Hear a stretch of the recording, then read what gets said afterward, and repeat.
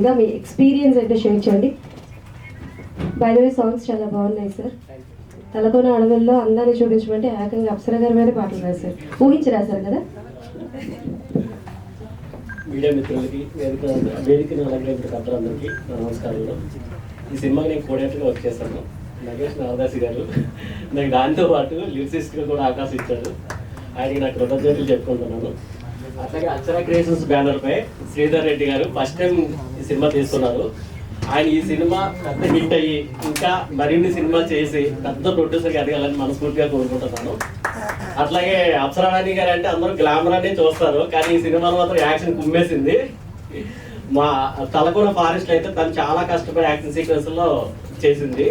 So డెఫినెట్గా ఈ cinema మంచి హిట్ అవుతుందని, అందరికీ మంచి పేరు తెస్తుందని, డైరెక్టర్ గారికి మంచి హిట్ అవుతుందని, అట్లాగే ప్రొడ్యూసర్ గారికి కూడా ఎక్కువ డబ్బులు రావాలని, వర్క్ చేసిన అందరూ కూడా హ్యాపీగా ఉండాలని మనస్ఫూర్తిగా కోరుకుంటున్నాను.